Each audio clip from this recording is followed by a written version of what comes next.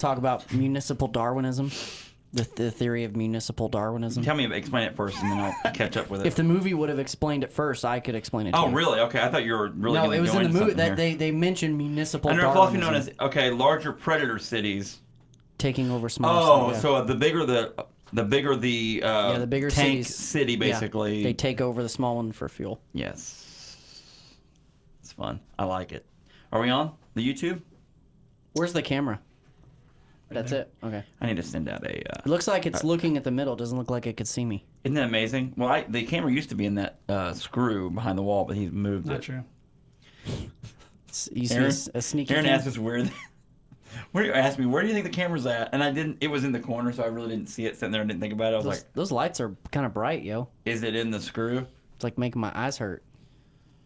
Look at this guy. I always gotta sit up straight. There's a 10-second delay. Okay, good. They won't see me adjust myself. Yeah, I'm noticing that's throwing me. So I'm not going to watch that for sure. Watch myself here. Well, I won't Wait, have it on screen. how many I gotta times? adjust my gut. Hey, how many times am I mirrored in that? Can we count? Infinite. An infant. What do you think Hold this on. person back here is doing? Me further back in time. 1, 2. I can only count 2. I can't. The pixels don't go that far. See, we're back there. Watch me point. Watch us point. Then watch us The go pixels don't go that far. I Yeah, can't see it's how nuts. many times it's mirrored. Gosh. In this universe, this is actually the better version of the podcast. It's an They alternate actually cover time, movies. alternate This timeline. guy actually here actually covers movies thoroughly, knows what the crap he's talking about, and His name is Pete. And his name's Pete Ultramat. Hold on 1 second. What was I looking up? Not Municipal I was Darwinism? social Darwinism. Municipal Darwinism. No, it was something else. What was I going to look up? Crap. A crap. A crappity crap. It wasn't Mortal Kombat. Mortal Engines! Yeah, I keep looking. Oh, I know what I was going to do. I was going to tweet out to our millions of followers. Millions. I'm going to tweet out. Are we on the YouTubes? We're already live. That was us. That was us being live right there. I'll text it. Wait, out to wait. you. When is this? You guys ever seen Spaceballs? Now. When is this? This is now. Go back to that. now Go now? back to that, Phil. Go back Go to back that to now. for the YouTube audience. Wait, when is this? Now. What you're looking at is now. Well, what is now? Now is now. Now is then. Now is then. Now is then. I'm tweeting this out because I gotta tell all the people we're live on here. This is kind of an impromptu tweet out here That's okay. because I screwed it up. I'm gonna text my brother. Yeah, tell them we're live on YouTube. Just tell them to search the Horror Movie Podcast on the YouTube. We're live there. Tell them to chat along. Please tell them, chat along and tell them to subscribe. We need more subscribers. We're up to 200,000. That's a lie. We are live. We are live on YouTube. I always go back and delete this kind of stuff, by the way. I probably won't this time, though, because I think the interactions with the screen were some of our best work on the podcast lately. So far. Some of our better work.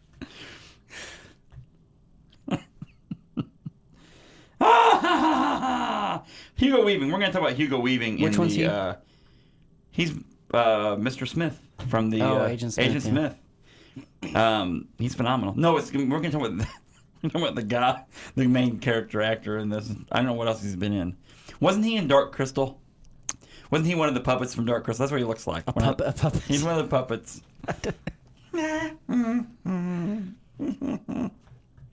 I mean, he was like a museum clerk, so he wasn't supposed to be, He's this, every like, eccentric. warrior. He's like every eccentric person ever. But yet, whenever the going gets tough and he has to jump out of a window onto literally a moving staircase that's like being morphed into something else or being destroyed, and then jump from that on. It's like he's like an action superstar. You know what, though? You know where the most common place that you can find fighter pilot washouts?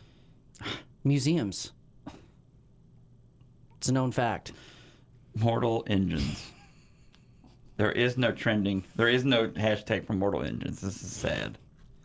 I think it's is it a 2017 movie? Yeah, with Hugo Weaving. He's on the show live. Why am I doing this? And then we're going to The acting was bad. The dialogue is It was so bad. It was sad and bad. Strong sad. Has ever seen Homestar Runner? Yeah. Oh yeah. A bit. Man, that's been a long time Yeah, since it's I've seen been- Homestar Runner. My son is into watching it now. Oh, I bet he is. But that it's- seems right up. It's his right alley. up his alley. Yes. Right up his alley. It's like bowling. It's right up his alley. But Did you watch this movie? no, he's never seen. Okay. It. He's actually never seen any of our movies. I was gonna say most of the movies that we He doesn't review, even he doesn't care. watch. I pay him so well to be here that I think I watched the last 2 in a row. I'm just joking. You watch all of them, buddy. I love you. We couldn't do this without you. That's why we bought you this gold watch. I mostly just hit the record button. You must just sit here. Pay me. Move. Come on. Hit paste. I want to paste now. Oh, there. Paste. All right. I hope that works. Tweet. All right. So, YouTube friends, if you're watching now, I'm going to start talking to you now. I am so glad you decided to watch along. We are talking about Mortal Engines, not Mortal Kombat, even though many of you probably wish, after we get to talking about this movie, you'll wish we were talking about Mortal Kombat. We were talking about Mortal Engines. It stars Hugo Weaving and a cast of other unknowns. The brainchild of, at least part of the screenplay was written by Peter Jackson. And it didn't make a lot of money. And it came out not that long ago, really. It's like, Yeah, rightly so. yeah. But we like Peter Jackson. Should we do an actor spotlight on Hugo Weaving or Peter Jackson? What do you think, Phil? Might be better to talk about Peter Jackson. When are we gonna as talk director, about like what well, movies he's because directed? we've done that for Jim Henson before. I did that for Jim Henson. When are we gonna talk about Peter Jackson again? Can you think of a scenario? We're gonna do The Hobbit. Yeah, this is kind of our one shot. Am I right? I mean, Yeah. I don't. Unless we did Meet the Feebles, which I don't know if you guys have ever seen that thing, but yikes. Peter Jackson. Action Jackson, his friends call him. He's done all kinds of stuff. So let's do that. Let's do actor spotlight. We're going to talk about it. It's really going to be, we could change it to director spotlight, I guess, for this one. Might as well. Who cares? Our friend Peter Jackson, let's talk about the things he's done. Bad Taste. Have you guys ever seen Bad Taste? No. Oh, I'm so excited to talk to you guys about this. None of these things? No. Okay. No. All right. I'm ready. Are you ready? Yeah. Welcome to Actor Spotlight, but today it's technically Director Spotlight because we are going to talk about Peter Jackson. That's right. The man who coached Frodo and Samwise Gamgee. You know Samwise? He is Sean Astin. You may know him from Stranger Things. But he's also been in some other things too. Like he's Rudy. Oh, and also he's in the Goonies. And also he's Samwise Gamgee. Anyway, there was a thing on Twitter this week about that. Someone was like, look at Sean Astin from Stranger Things playing with this otter, literally. And he was all smiles. And then people's reply were like, you do know that, I mean, that's like one of the least of his things, right? I mean, literally. Like, he's had like 3 decades in Hollywood. Yeah. Weird. Anyway. He still looks like he looks legitimately like he's 17 years old. He really does. He is a little bit thicker, but aren't we all? And then he really, though, Sean Astin. But we're talking about Peter Jackson. Take a look, folks. I don't know if you can zoom in on Pete. Take a good look at Sir Peter Jackson. He says, really, sir. Is that coming through? No, you're gonna have to get like right up on it. Oh, really? I don't know how cameras work. What's that look like? Good. How's that? Peter Jackson. He is quite a guy. Kind of looks like a hobbit there in this picture. He has done a great amount of things. He's from Wellington, New Zealand. You ever been to New Zealand? No, but I would go. I would definitely go as well. And you know what day he was born on? October 31st, 1961. Do they celebrate Halloween in New Zealand? That was a great question, and I'm going to say yes, because I think it's probably a pretty universal holiday. Like all around the world, you think everybody celebrates for the most part? Yeah, I mean, you think about it's an ancient holiday. Druids were all about Didn't celebrating Didn't Halloween. Halloween come from like No, El Dia de los Muertos is something. That's something else, right? I And don't that's know. not The connected. Day of the Dead? Yeah, Day of the Dead. Are they Yeah, this connected is- at all? No. Or All Hallows Eve No, is not Halloween. connected? Yeah. Actually, here's an article. All Saints Day is November 1st. Yeah. All Hallows Eve is October 31st. Yes. But I think that's mostly like Catholic, right? Like I don't know. We're Saints guys. and stuff? We're Yeah, tiptoeing we're- into some okay. deep Yeah, water we're- here. Okay. So Back to back to this. Peter Jackson being born on Halloween. I just got a report in that Halloween was actually founded by Monsanto, and they'd like to tell you, don't use Roundup ever again. There we go. He has a net worth of $600 million, allegedly. Think about that. it's not bad. Wrap your mind around that. Yeah. $600 million. If you have that much money, you can afford a few And mistakes he too. is with a partner named Fran Walsh. They've been together since 1987. Good for them. Great for them. She has won some awards, so there you go. She's 2 years old, and he is. He has done a great deal of work. Let's talk about that first. His first directorial thing was called The Valley. Very low, all low budget. The next thing is a thing called Bad Taste. Bad Taste is about these aliens that come to Earth. There's a picture of the Yeah. thing. Yeah. They come to Earth, and they're basically trying to take over the Earth, and they try to eat the humans. Next, Meet the Feebles. Meet the Feebles, folks, is basically like Peter Jackson's rendition of a adult-themed Muppets. That's literally what it is. There's a lot of music to it. There are these puppets, and they're a rank, and they just do horrible things in this thing. And it's called Meet the Feebles. And it's pretty crazy. There have been several movies, weird. like adult puppet films since then. Yeah, and he's kind of... but He started the genre. Well, Peter Jackson is... Here's the thing about Peter Jackson. Peter Jackson, before the major CGI stuff, he was really going to try to use a lot of puppeteering stuff and small models. like marionettes. Yeah, well, maybe. I mean, then like models of like... you know how on the original Star Wars, like George Lucas used models for things Right. he didn't use. Obviously, they didn't have CGI, really. Right. That's kind of Peter Jackson's take as well. Like, let's make a set and let's make it look really realistic, or we can use smaller, miniature-sized models to make it look like something bigger just by perspective. There it is. Brain Dead's another one he did. Heavenly Creatures. Really started to get some notice when he did The Frighteners. You know who was starring in The Frighteners? Phil? I've never heard of it. Michael J. Fox. Wow. And What year was that? Was that young Michael J? 1996. Okay. This is post. Yeah. But The that's- Frighteners is really good. Like, it's Okay. really solid. And then he did a little known franchise called The Lord of the Rings. I have heard of that. The Fellowship of the Rings. He made $4. He only made $4 doing that. That's a lot. And then he also did. He followed that up with a little known movie called Lord of the Rings: The Two Towers, where we got to meet Sauron and Saruman. That was always confusing to me. When They were Tolkien twins separated at birth. No, when Tolkien wrote those characters, I always thought, why didn't he name them different? Sauron and Saruman. Wow, it's. You got to know your stuff to remember that stuff. Well, I mean, Jack and Jake. Yeah, Sometimes exactly. Sometimes it just happens. Right. One is evil and one's eviler. But you didn't know Christopher Lee was as evil as he was until it was too late. Let's see what else. King Kong. Did you guys watch the 2005 King Kong with Jack Black? Yeah, I thought it was good. It was good. Andy Serkis did a lot of motion capture stuff in it. So that It was solid. Colin Hanks is in it. Adrian Brody. Remember Adrian Brody? Remember how big Adrian Brody was for about 4 weeks? There was 4 weeks where Adrian Brody was the biggest actor in Hollywood, and they're like, oh, hey, that's Adrian Brody. Never mind. King Kong was like the flagship movie for HD DVD players. Dude, when I like remember they that. first came out with And they Blu-ray. did the promo for the Blu-ray. Yeah, and King Kong was like because I guess it was a Paramount, I think, was the one who made. Yeah, they were like really tightly connected to it. And This is it. Yep.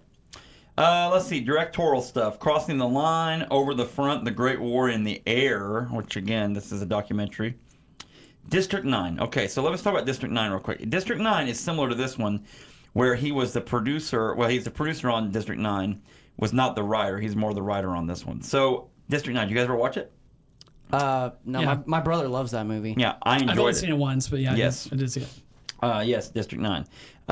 We didn't do that on the show, did we? Have we talked District 9 on the show? Did you not like it? I enjoyed it, but I'm saying I think someone brought District 9 on here. Oh. Man, I'm really screwing this up. Because I bet we've done that on the show. I gotta look back. Guess we've done. What episode is this? Let me look. 178. 178, folks. So you have to forgive me if I don't remember every single episode that we've done. Because we'll do this with movies, and we did this a few weeks ago where I was watching a movie you and I were doing. It was last week because we were doing Grown Ups 2, and I kept thinking, haven't I seen this? And I thought it was for the show, and then it turns out it wasn't. District 9. Doesn't look like Maybe it. not. Okay, good. That makes me feel better. I was worried. Yeah, Lovely Bones. He did the treatment on all that movie. He did the screenplay. He did the directing and the producing on the Lovely Bones. Adventures of Tintin, The Secret of the Unicorn. He was the producer. West of Memphis is another thing he did. Now, back to the Shire for The Hobbit, An Unexpected Journey. And it was unexpected because we didn't know you would do 3 films, Peter Jackson. Why did you have... Okay, this book, The Hobbit, not as long as the Lord of the Rings books, but yet he turned it into 3 friggin' films. That's crazy. Did you think that was necessary or unnecessary? All right, so you ready for some hearsay? Yeah. I fell asleep through all 3 Lord of the Rings movies. Wow. I just did not take, wasn't my thing. I was bored to tears.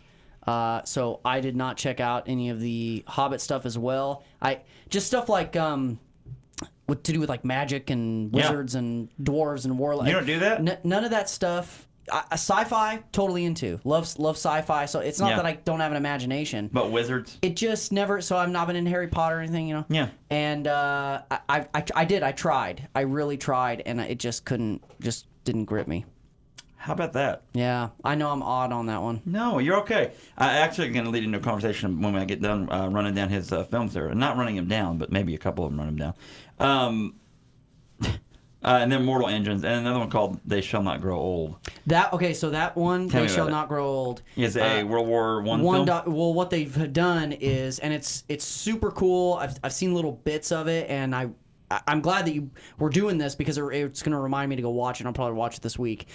I've heard nothing but praise for this film, and they took old World War I footage and just like painstakingly frame by frame redid it. They had voice actors come in to replace like the voices on what the people were saying, and so it's like watching World War I now. Weird. Yes, That's and cool. I've just heard that it's amazing. That's cool. Yeah. That's really cool. Well, it's good that he did that.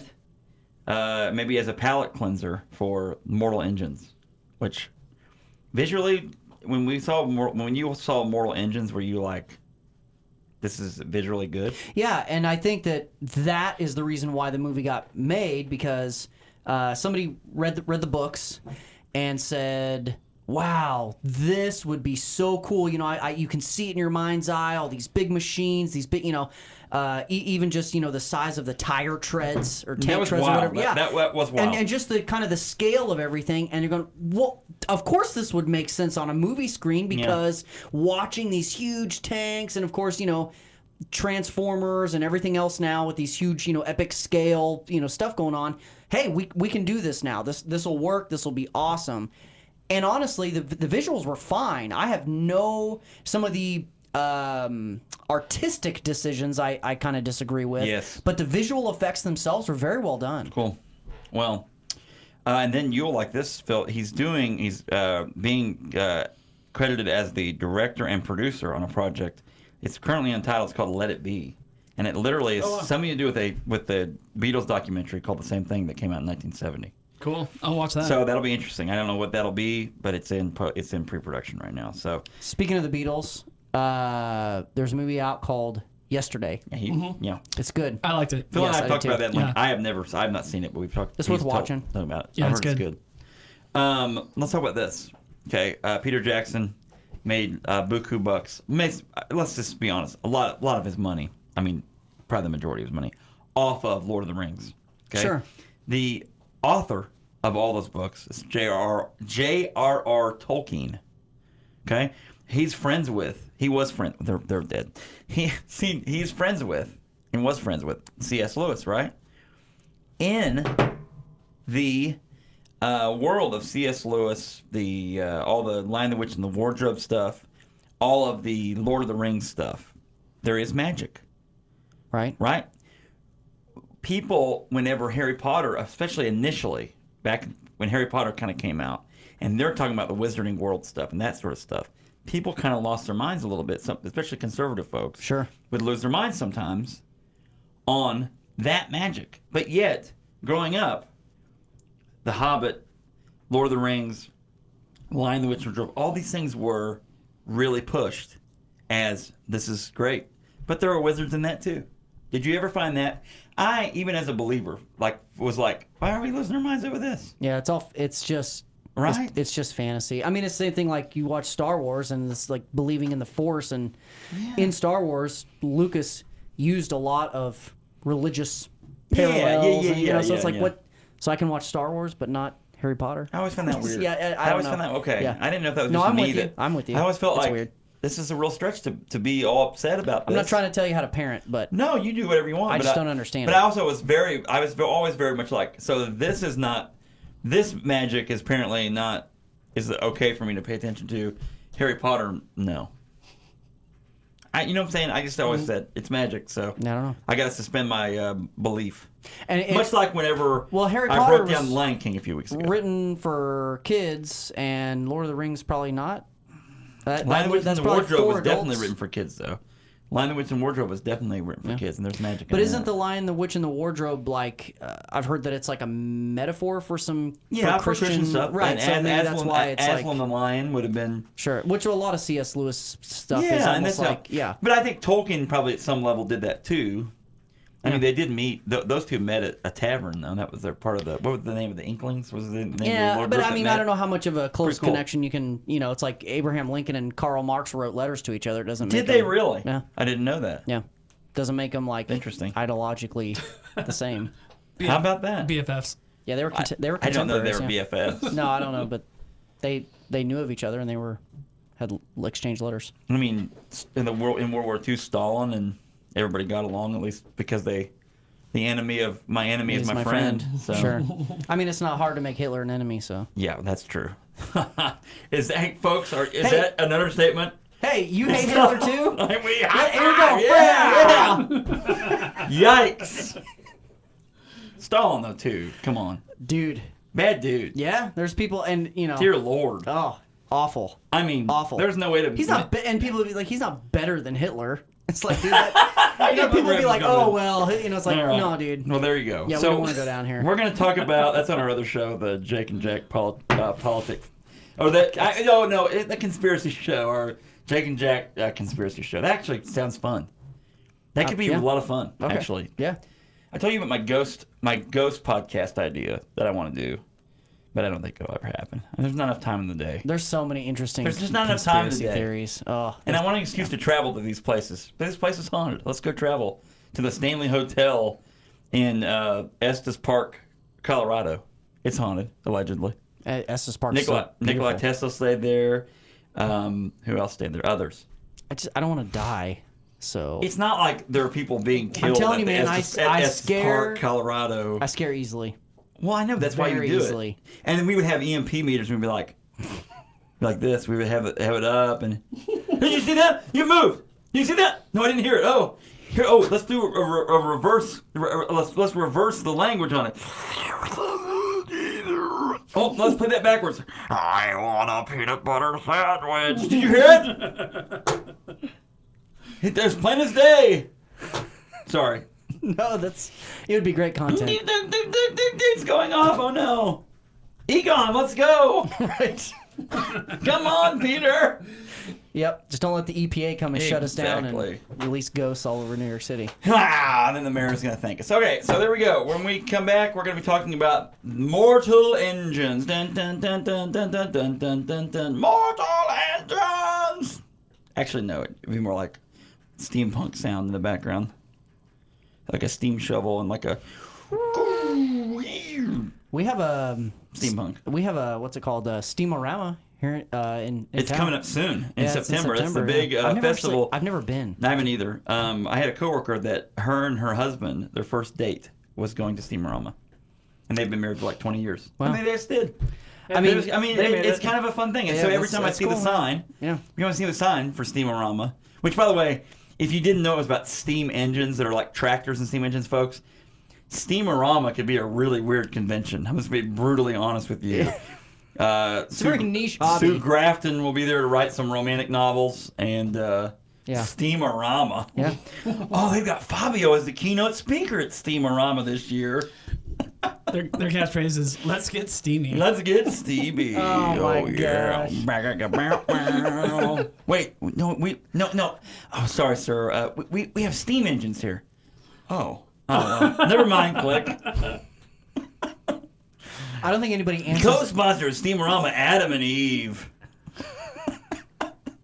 It's fine. This isn't the radio episode, so it's fine. It's No one fine. cares. I just It's all have good. stopped trying to guess when we're live and when and I just talk. Yeah, it doesn't even matter Nobody anymore. knows. Like, It doesn't nobody even knows. matter. I just No one just knows keep anymore. going. All right, guys. We'll talk Mortal Engines next.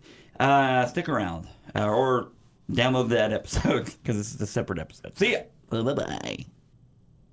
Okay. Let's talk about Mortal Engines.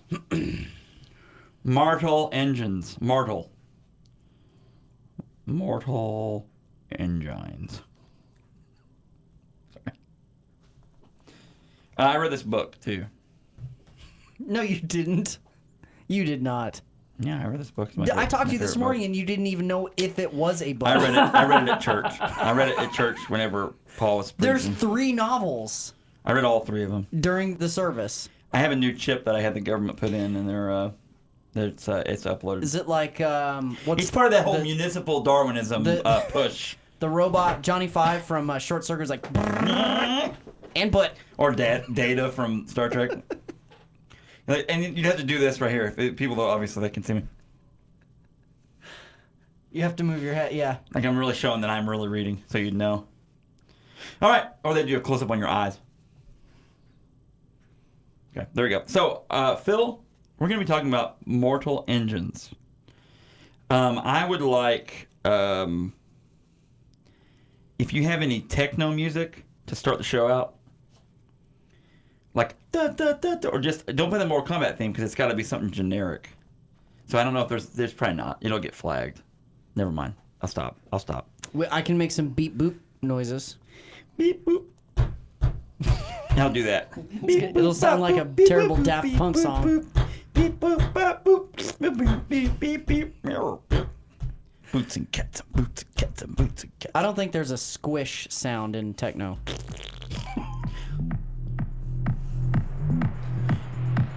Mortal Engines! Okay, alright, let's do that. We'll start the show out with some songage. I think people like it. Studies have shown, the last couple polls that we put to the American people, we've been touring on the country with Joe Biden, trying to keep him from saying trying to keep him from saying dumb things. He just has a few extra seats on his bus. So we're just like, hey, can we ride with you? Okay, good. Okay, you were just saying okay, never mind. I wasn't sure if you were making some campaign comment, is busing people or not. No. Okay. I thought that too. Hi, if you support me, my thing is, if you support me, go to Joe 3330 and show us your support. Are we live on anything right now? YouTube. YouTube. Okay. I'm not saying anything I salacious. really thought you were making a busing joke. No. I was worried. It's fine. It doesn't I matter. say we're like hitchhiking on his bus. We'll around have the like country. 30 people watch this video. That's fine. Literally, I could film my son reacting to wrestling, and he got 1,700 views We'll never have that on react. our No, episodes. it's so weird. I need to just put reacting. This is a reaction video to Okay, I have an idea. Mortal Engines. Let me go get. There's a bathroom just down the hall. I'm Banyo? gonna go get some a bar of soap, and while we're doing this, I will cut it in an oddly satisfying way, and so really they can good. watch soap cutting while we What do. would be put really them funny is if together. you got like a wax hand and held it up, and just slowly whittled your thumb off. You're just slowly whittling your thumb off. Then you start whittling your other fingers off, and they're like, "What's happening?" Hold it. Like, get a sleeve and hold it up in there. It would boost our views. All I'm right. telling you. All right, you got the music ready. We're gonna go to the end of the horror movie podcast intro, and then I want you to hit the bass music you were doing, Okay. And then it's going to be time for some Mortal Engines. We're stopping at 13, is that right? Yeah. Okay, thanks, Dad.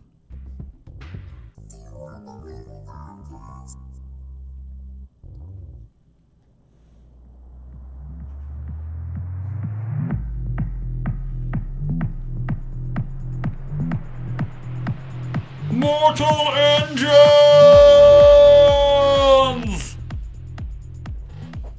That's right. Welcome to Mortal Engines, the podcast. The podcast completely dedicated to the greatest movie that ever almost made $100 million at the box office.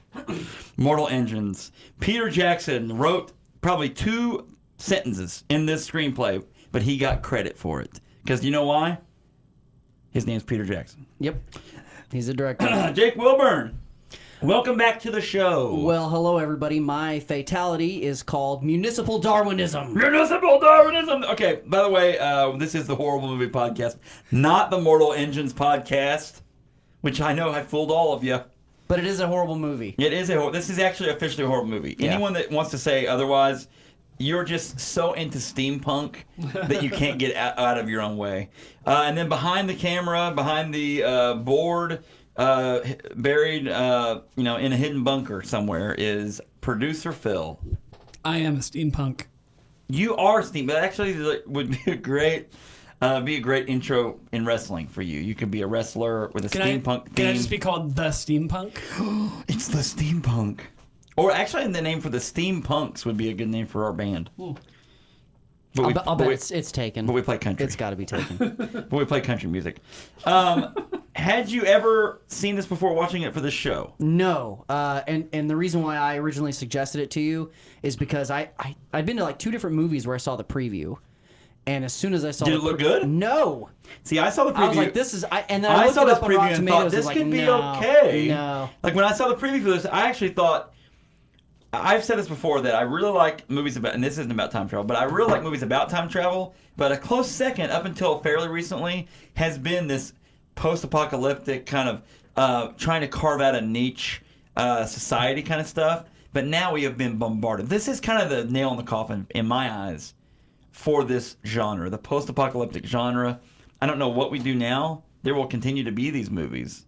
Back in the day, we had, Apocalypse Now. We have the Mad Max, Thunderdome. But then there would be spotty years where you didn't have movies like this that were about post-apocalyptic worlds. And then you think about, Terminator is kind of based on that idea. The Matrix is based on all this idea stuff. But then the teen novels came out, and you started to see all the novels. What's the name of the Hunger Games? You have Hunger Games. Oh, sure. You have the other. What's the name of the crappy one? Starts with an M, I think. Maze Runner. That stuff. You have things like that, and then they just go on and on. And so, like this one, this book came out in 2002. Or maybe it came out before that. But it definitely... They waited a long time to make a movie. They probably should have made this movie back then, but it wouldn't have looked the same. No, I don't think they could have made this in 2002. Well, anyway... not well. They were supposed to have more sequels to this thing. Yikes. A sequel? They were supposed to, and they canceled them. Mortal Engines, do you know how much it grossed in America and Canada combined? Combined? Combined. How much did it gross in America and Canada combined? Probably somewhere between 50 and 75 million. $16 million in America, Whoa. in the U.S. and Canada combined. That's what it cleared, and then so the rest of the world, 67 million in the rest of the world. Dude, 16 is like an abject failure. That's really bad. Well, especially for a movie that's budget was. They're saying it's probably about 170 million. Oh technically. man, I didn't know I'm seeing that. 150, but then you read other stuff and they're like, yeah, it didn't even do it. Wow. So that's pretty nuts. Like that's first stated $2.8 million. Well, I bet you most people were like me and they watched the preview and went, that's going to suck. Yeah. Okay, let's put this in context. Spider-Man Into the Spider-Verse. Okay, this came out the same week that Spider-Man Into the Spider-Verse came out. That's a bad choice for a weekend for this movie. And not only that, it's like, well, and think about that, it's an animated movie. Yeah. And back in the day, that would have been like, well, it's an animated movie, who cares? But like now it's like, no, our age of people and like the stuff we grew up watching, like our propensity to watch something like that is a lot higher now. And so this movie coming out then, especially its release, but 27% on Rotten Tomatoes currently, and just not good. Not good reviews anywhere. Man, bad. It's been compared to Jupiter Ascending. And we've almost done that on this show several times, and it's been the one of the movies that. And actually, watching this movie now, I'm like, I really don't want to do Jupiter Ascending. I don't want to have to sit through more of this junk. Where you're like, they're making. You know how in movies will make up a language. You know, like they'll make up like the blip blorp, the blip blorp, and oh no, here come the lichen creatures. Yes, right. Oh no, and you're like, if we were going to do a whole universe in this, maybe I would care to remember the blip blorps and the lichen creatures in my mind, but I know that I'm not going to have to remember this. Right. So it just sounds stupid. Yeah, and this movie suffered from that because they tried to universe build in a very short and compact amount of time, and a lot of it, one, just sounded stupid, and two, went really unexplained or was so choppy I couldn't follow it. You know, there was one scene where this like, you never go south. And I was like, why? Yeah, they don't explain why. And it's like, okay, and then later in the movie, I'm like, oh, okay, something bad's happening. Is it because they're south?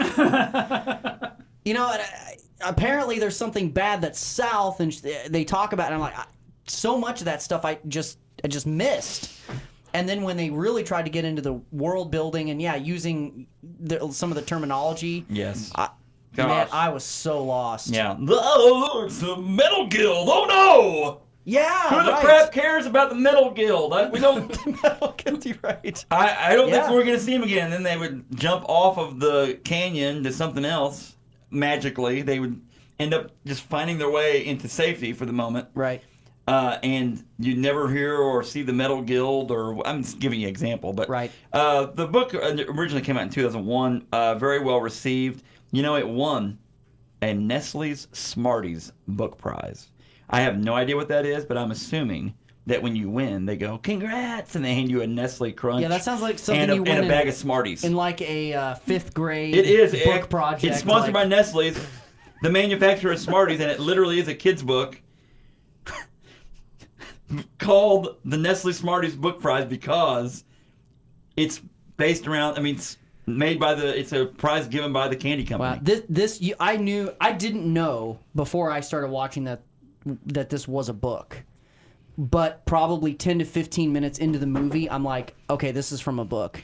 Because there were so many random characters and so, like you said, so many off references to things that they didn't have time to explain that I'm like, okay, you can tell that in the books, all of this stuff is fleshed out and you have time to talk about it and it makes sense in context.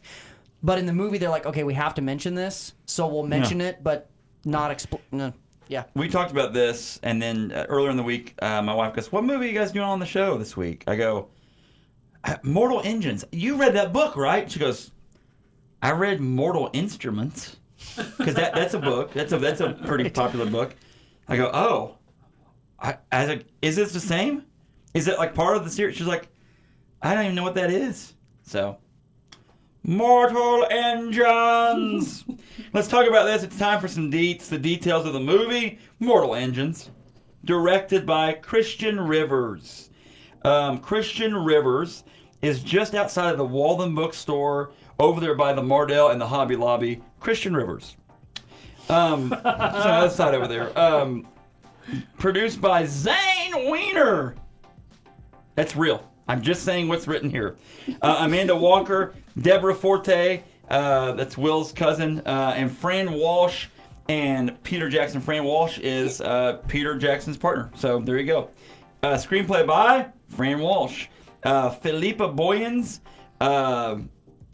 is great and helped do the screenplay along with Peter Jackson. Peter Jackson, it's been written here that Peter Jackson wrote 2 sentences. That way they could give him credit. So this Fran person is Peter Jackson's partner, and so she's the one. Okay.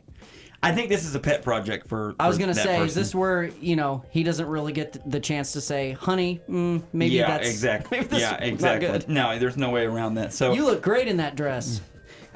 Starring Hera Hilmer, who is the the girl from this with the scar on her face. Robert Sheehan, who is not related to what's the singer's name? Ed Sheeran. I guess this is Sheehan. This is Sheehan, not Sheeran. What else has he been in? He has been in not a lot. Cherry Bomb, the movie. Season of the Witch, which has been on the show already. Also, let's see, Moonwalkers, no. The Messengers, Road Within. That's about it. And Mortal and Geostorm, which is another movie that should be on the show at some point. Hugo Weaving, who we about to have the actor spotlight for. I'm going to be brutally honest with you guys. Hugo Weaving is Red Skull. Before that, he's Agent Smith from The Matrix. I love Hugo Weaving in about everything he's ever done. Even this, I can handle him in this. It just is one of those things where you're like, I mean, really, Hugo? Do you need money this bad? But he knows Peter Jackson because he was in all the Lord of the Rings movies. Sure, yeah. Because he's an elf. Did you know that? All right. So there you go. Hugo Weaving. Thank you. Jae is the actress that plays the action star that cuts everybody up with the swords. You know what I'm saying? The lady that saves everybody. Right. And then a cast of others. There really is no one of note that's sticking out here. Released November the 27th, 2018 in London and in England. December the 7th in New Zealand. Those are critical because in the U.S. and Canada it made no money. And then the U.S. December 14th, Merry Christmas, 2018. 128-minute running time, and that was forever. A budget of $150 million, and it made $83 million. When we come back, Jake, we will talk more about this. We'll be right back. I really wrapped it up tight there at the end. That's good. Well, Hugo Weaving. Hugo. His voice is great as Agent Smith. Yeah, Agent Smith is a great character. Mr. Anderson. I thought that he had... Mr. Anderson. And just like with the rest of the movie, the dialogue was bad. Yeah, and you can't help that. No. He's We doing must! The Medusa! We've got to get it! He didn't really say the Medusa until it comes online, does he? Isn't that right? No, they mention it. Was it in a no, flashback? They mention it earlier Or was it in the in a movie flashback in it? when aviator / scientist boy is like walking through the museum doing the exposition on the 60-second war and whatever he mentions the thing. How about the 60-second war? That was like a total nuclear fallout trope, like kind of that mindset. Remember when I was little and we were all that Judgment Day. Well, you get to that point where they were talking about nuclear bombs and the Cold War and that sort of stuff. So anyway, we'll talk about that right now. Yeah, got a lot to say. Welcome back to the Horrible Movie Podcast. My name is Jack. Thanks for tuning in and downloading the show. This week we're talking about Mortal Engines. Not Mortal Instruments, not Mortal Kombat, Mortal Engines. We are here with Jake Wilburn. Jake, Peter Jackson's your uncle? Didn't you say that? No. Oh. No. I'm sorry. No, It's he's someone not else my I know. uncle. Yes. And then If Peter Jackson was his uncle, he wouldn't be on our podcast right now. I'd be asking him for money. No, Peter Jackson would be here I'd be with like, me. We're on the this awesome I'd bring Peter him. Jackson podcast. Everything awesome about Peter Jackson. So Peter Jackson partially wrote this screenplay, but we don't. Like I said, all the things I've seen, he actually just wrote a couple words on here. He actually came up with 3 vowels. He said, in my contract, I'll write 3 vowels. Here's what they did. They took the books and they hit select all, and then they just cut out like enough of paragraphs to fit it into a whatever this was, an 8-hour movie is what it felt like. 8 hours. And that's what it felt like. And said, okay, here you go. Just copy and paste a bunch of paragraphs from the book, and that's your dialogue. How long is the movie? Did you guys look it up? Yeah, it's 128 minutes long. Did you say that earlier? Okay. Yeah, it's 128 minutes long, and it feels like every second of it. I was I gonna say- struggle. It was brutal. I watched this. I Actually, struggled. I'm going to be really honest. I woke up this morning. I had a lot of stuff going on this weekend. So I woke up this morning early and watched it. Had I watched this last night, I would have fallen asleep. I guarantee you. So hopefully, folks that are listening to this, we can make this more exciting than this movie would have been because, good Lord. Yeah, Good I mean, Lord. we're talking the climactic scene, right? And I'm telling you, I would go into the kitchen and be like, nah, I should probably, rewind whatever. And You It want took to. everything within me to finish this. Following, okay, so let's set this up here. Actually, real quick, do you mind doing a 30-second synopsis on this? There's no way. I will do my best, but there is no way. Well, it took 60 seconds to destroy the world in this movie. It will take 30 seconds to destroy this movie. Oh my gosh. That's right, Jake Wilburn. All right. 30 seconds synopsis. Mortal engines and gold. In a post-apocalyptic universe, there's a bunch of cities on tank wheels, and London, the biggest city of all, swallows up the smaller ones for fuel. He's like Batman. He killed somebody's mom, and she wants revenge, and she also wants to stop him from rebuilding the nukes that destroyed the world in the first place. And there's this weird half-dead zombie Terminator chasing her as well, and this Asian mercenary lady wants to help them, and they save the wall. Yeah, they do. They do. Hey, by the way, they do save the wall. They actually break through the wall, and then the people on the other side of the wall welcome them in. For a second there, I was like, did he mispronounce the word world? No, they No. save the wall. It's Except the they wall. do blow up part of the wall to the point where Right. they bring the Londoners that were... They can just they're, walk up. well, they're all innocent, obviously. So they all end up getting in for free to this Asian country. Yeah. I'm assuming Asian country, Because the Dalai right? Lama's like, Shang- it's okay. Seriously. Whoever that guy is. Yeah, exactly, because they don't flesh out characters in this thing. No. I don't even know how. Like some of these characters, I'm like, who is this guy in this Hugo scene? Weaving. Let me give you an example. I'm gonna try to do this the best no I can idea. on radio and on audio to try to really show you this. To show you this, how this go. Hugo Weaving is talking. He's the main bad guy. We must get all of the power cells. We must align the power cells to try to get them to power our new defense mechanism.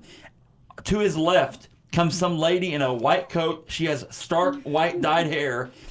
She goes, but if we do that, then we'll blah, blah, blah, blah, blah. And if we do, then we'll blah, blah, blah, and a blah, blah, blah, blah. And he goes, you're right. And we blah, blah, blah. And she's like, blah, blah, blah. This is like halfway through the movie. And we've never seen this person before. And you would have thought she was like, I don't know, freaking Anakin, or like, yeah, Anakin Skywalker in the Clone Wars. Where you're like, he's been here the whole Yeah. time. Right. Like, and then we're like, oh, okay. Well, there's several people like that. Like They just pop in all of a sudden. What's his name's daughter or his daughter, Yeah. right? And she's like, The blonde lady. I don't know. My dad might be up to something, right? And so she's looking at they're building this super weapon inside the chapel or whatever, and she's like, what do I do? And there's this weird guy I just keep randomly bumping, like literally bumping into, and he spills his tools and Oh. whatever. And then she sees him later during this scene, which we'll probably get to in a minute. will. Because that scene had all kinds of problems. But he witnesses this murder because he just happens to be hanging around while literally everything is getting eaten and crumbled up around him. I didn't understand how Yeah, that was I didn't understand possible, how but- he was even there. And so she's like, hey, I remember you, did it, and he's like, I can't help you. Okay, but actually I can. And I know everything about this because I do. And now we're going to help each other stop the weapon because... And I'm like, what's his name again? I know. Like, where did he come from? What is he? Cypher Renault, Cypher Remo, or something. It could be anything. But you know what I'm saying? Like, Exactly. he has no context. No, he just... She just needed a companion in that part of it. And I'm sure in the book, he's probably a main character. Yeah, can I'm sure, Can but- one of you guys, or maybe both of you, one of you give me like a low tone? Because I want to just do a couple sentences of explaining the intro to this movie so I can set the scene. So here's what I want. I want like a... and then one of you go, like a... like an epic, but like flat, warm pad kind of thing, like I'm talking synth. like Duel of the Fates, Star But Wars. but you give me that, like something epic, and I'm gonna read the intro, my intro to this movie. All right, we're So gonna. both of us are doing this? So I'll go low, you go Okay. medium. All right, Okay. all right. Following a cataclysmic conflict known as the 60-Minute War, the remnants of humanity regroup and form mobile cities. Under a philosophy known as municipal Darwinism, larger predator cities hunt and absorb smaller settlements in the Great Hunting Ground, which include Great Britain and continental Europe. So, setting the tone, thanks guys. So setting the tone there. But in the when the movie first opens, which I later found out is the voice. Good of job, the, by the way, guys. Yeah, go us. The zombie Terminator Huzzah. guy. That's his voice, and he's like, Which was weird. Why is that guy? and I was like, what? I was like, whoa, stop. It was like That was so weird. it was like a weird. Was he speaking English? Yeah, it was like Yoda with a cold at times. It was like the most gargly. It was awful. And you're like, what is this thing supposed to be? I still don't understand what those things were, like what he's supposed to be. He's Right. they call him the resurrected man. He's part of the Lazarus Corps, some made up thing. Which here's what I'm gonna tell you, I kind of found his character interesting because he was kind of like a bounty hunter, but he wasn't. He was actually from the main girl's past, right? But he was just his whole purpose was to hunt her down and kill her because she broke a promise, right? Which was a really weird promise, by the way. Totally psychotic. Ridiculous. But he was, I'm assumed to be ancient, but they resurrected him. They reveal that he was just a regular guy at some point. Long ago. Though. And he's like brought back He has his big green glowing as an eyes, undead Terminator-like zombie mix thing. Yeah. Who has no soul, but deep down somewhere there's still part of the real him there. Yes. And again, they really didn't go into what he was. No, and he was basically though just a reason to make. He was kind of a reason to make the one lady, the ninja lady, and the British guy and the main girl kind of come together and galvanize them as people that are running from the Terminator. This is really hard to follow. Okay, so Hester Shaw. She's after Hester Shaw. Is the daughter of Pandora Shaw, and Hester Shaw is initially she is an assassin that tries to kill Thaddeus Valentine, who is played by Hugo Weaving. Thaddeus Valentine's in charge of basically the military part of London, and which London is a big tank. Okay, yeah. London broke away from Britain, okay, and is a literal tank city. It is this massive, rolling, huge. I'll show you a picture, Phil. The whole city is mobile. People are They're rolling on the. Rolling and that's in what the happens. city. Like little villages are all on. So picture the bottom part of a tank, the treads. Okay, but like super large, and then a city on top of that, and the city rolls around and whatever. And some, like London, are gargantuan, and some of these little villages just kind of, when London finds a little village, they chase it. And they bring it into They take all the scrap it, resources. the fuel, and that's how London keeps moving. Yes, it's weird. It's really weird. So then you first meet Hester Shaw because she's on this other little bitty, this other little smaller town thing that's rolling around. As part of another big group, right? As Big Settlement Belgium or something like that. Yeah. And then they split off, and they take off, and they eventually get stopped by London, right? They get stopped by London, and get absorbed. And they get absorbed. And she, though, uses this absorption to get close to Hugo Weaving's character, Thaddeus Valentine, and stab him, trying to kill him, because she's basically like, you remember the name of Hester... not Hester, Pandora Shaw, and this is for her, I'm her daughter, and he's just like mortified, and then he flashes back in his mind to her as a child, and he remembers her, but anyway, he survives the stabbing. The stabbing is stopped. Because of Robert Sheehan's character, Tom Natsworthy, who is an apprentice he's part of the historical museum of London. He has been storing all kinds of gadgets. Old tech, which we find out, Phil, the old tech of, let's say, I don't know, 100 years from now, 200 years from now, is more high tech than in the future in this post-apocalyptic society. He collects things for museums a la Wall-E. Okay. Very good. Good but analogy. Some of the stuff that he finds... And these rolling cities kind of look like Wall-E. I never thought about that. Yeah, it's very Wall-E-ish. But... Oh, this is weird. There is some old tech that he finds that is related to the super nukes or the super weapons that cause the post-apocalyptic part, and he's hiding this because like, man, this looks like weapons. I don't want this to fall in the wrong hands. I'm gonna put this in my closet and tell everybody that it's here, but I'm gonna hide it. Yeah. There's a patsy guy, a tattler, that sees him do this. Yeah. And later on in the movie, he uses that to move the story along to help out. So the weapon can get built. The weapon can get built. But he doesn't know any of this, sees the stabbing, and he's like, wait, don't stab our leader guy. And then the soldiers can't catch her, and so he runs after her. So she runs back into where her old city just like is getting in the yes. paper shredder. Imagine Big Tank is London, Little Tank is her former city that she was on. She runs back into the shredder, the Terradrome, which is what the turtles rolled around. Oh, the Tetradome? Krang rolled around on. Never mind. Krang. No, shredder. So she goes back into this. He goes, you can't. I'm gonna stop you, and he runs in there too, right?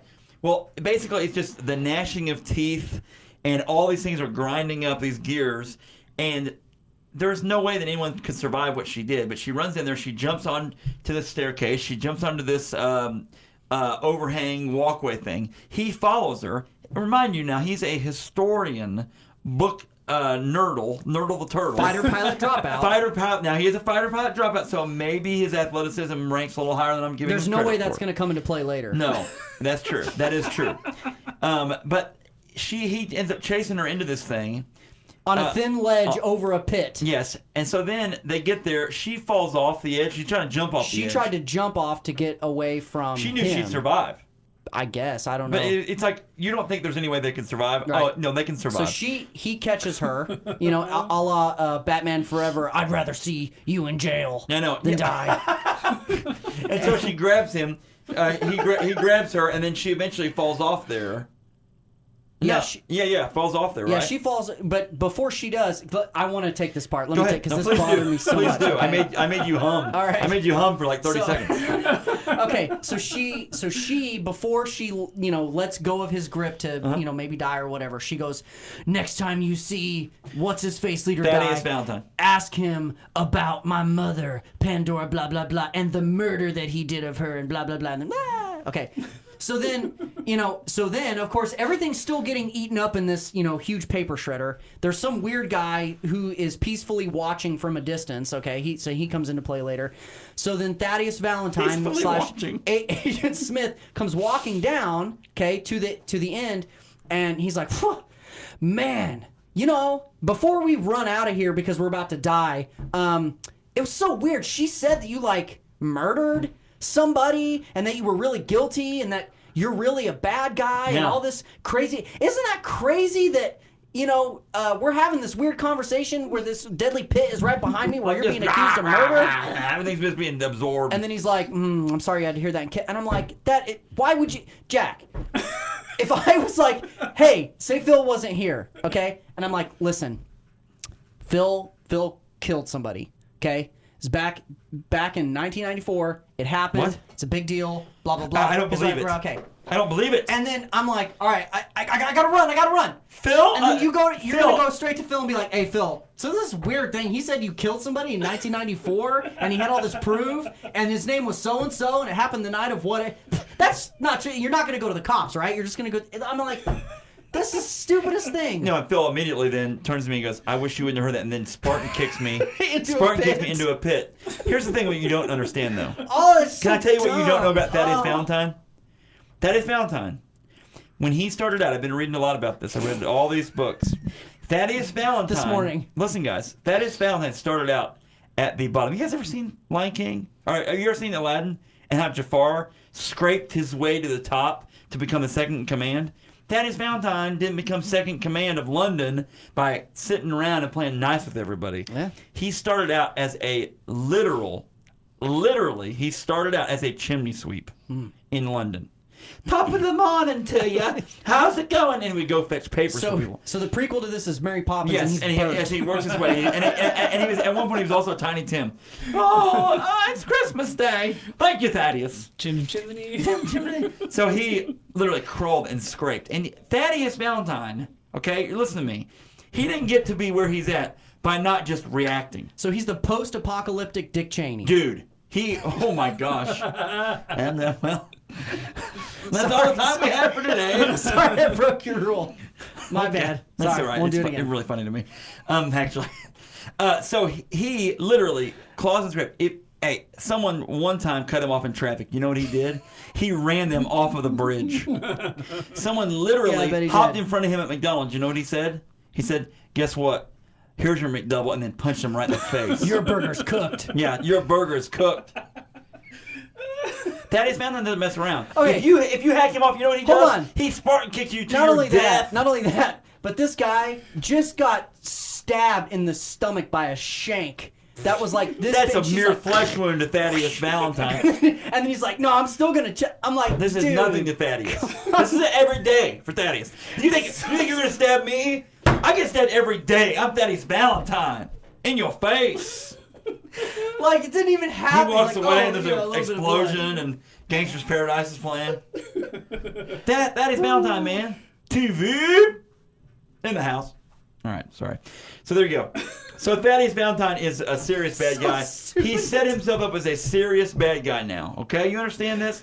He is now in charge, and he is going to eventually take the mayor of London, Mayor McCheese. And his daughter just missed the murder, by the way. She didn't see it. Yeah, she didn't but see luckily, our friend. She saw the random guy who did see it. I gotta find out what Maybe. his name is. I'm oblivious on his name. I've got to find it. I'm sorry, guys. No, that's okay. And The Lord Mayor of London, his name is Magnus Crome.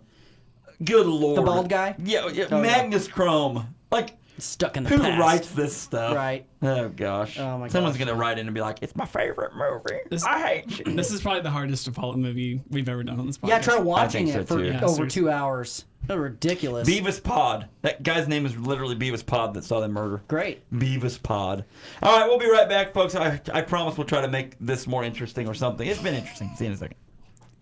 It's been interesting. Here's the thing. It's just Here's the goofy. thing. Like, it's like we're what? 15, 20 minutes into the movie? yeah, we only have like 20 minutes I left mean, of the show. there's so much that's crammed into this movie. So much. Yeah, I mean, it's probably. I think what Jake said is right on target. Like the fact that this was a book makes total sense. Remember when we saw Warcraft? We did Warcraft for this show. Like it is, unless you played any of the Warcraft games, including, I mean, probably most especially World of Warcraft, you go into that movie and you have no earthly idea what's going on. Yeah, and but that's the thing though, is there, at least with Warcraft, it's based on this video game thing, and there was a market for it because people were like, yeah, we like this because we like Warcraft. Warcraft made money overseas, like a lot of money overseas, to the point where they're probably going to make another one, which is nuts because that movie was so stupid. But if you like Warcraft, you like this anyway. Yeah, I think Warcraft had a bigger audience in this book, probably. Warcraft. Oh yeah, well because the video game. Peter Jackson talks about that too, about how he wishes they could have made a video game for this movie. Which then you're like, man, Peter Jackson, Wow. what? I mean, that's weird. Hey, honestly, this would have The probably tank- been a the tank better things? video You're game. trying to than a escape the movie. big Well, and London even tank? like then you come out as a character and you jump on to another tank, or you get absorbed, and now you got to like fight. I feel like the tank thing might be this more would be fun. a good, We're absorbing. It could be like a there's some good tank games out there. Civilizations game. Battle tanks for N64. Man, Battle that's good tanks. stuff. Yeah. I want to talk about the bounty hunter guy, dude. Corvus Glaive. Oh no, wait, wrong movie. Dude, the first thing that I said when I asked you about this movie when you walked into church this morning was, man, it's really long. And then when you said it was like basically 2 hours, I was just like, man, I just watched Hobbs and Shaw in the theater, which was great, by the way. And that was Really? like, yeah, it was great? It was really good. And it was like 2:19, and I didn't feel a second No, of that, man. this is killer. Isn't that crazy? Yeah, I like the thumb drive, the USA thumb drive. Then you're like, oh, Medusa. Oh, we get it. Okay, I gotta say something about But that USA's too. USA. We know the USA, and the USA is kind of to blame, by the way, for the 60-year war, 60-second war. We got no. I'm gonna save it for Yeah, on let's the do air. it. 60-minute war, by the way. Yeah, I think I said 60-second war earlier. All right, 60-minute war, Yeah, you definitely said 60 seconds. 60-minute war. aka Judgment Day. I love Terminator, dude. Me too. I can't wait for the new one. Bring it on. I'm ready. Welcome back to the Horror Movie Podcast. My name is Jack. Thanks for tuning in and downloading. We have Jake Wilburn with us here. We have producer Phil in the house, and we're talking, folks, about a real cause to get behind here. We're talking about Mortal Engines, but really, ultimately, we're talking about the Anti-Traction League. This is a group of people that are against mobile cities. We should live in cities, not in mobile tank cities like London. Okay, and we really want to put some awareness on the Anti-Traction League. Any thoughts on the Anti-Traction League, Jake? If you're going to be in the Anti-Traction League, build the wall. Oh! Now, the Anti-Traction League, we're going to say this is a movie. Protect your borders. Oh, my Build gosh. the wall. Mortal Engines. So, Mortal Engines, folks, is a movie that Peter Jackson was part of. He wrote 4 sentences in it. He's like, that looks pretty good, right? And his lady friend's like, sounds great. Sounds great, mate. Because they're from New Zealand. I don't know. Pretty funny, huh? All right, so anyway, so in this, they're trying to get to this what's it called? Shang what?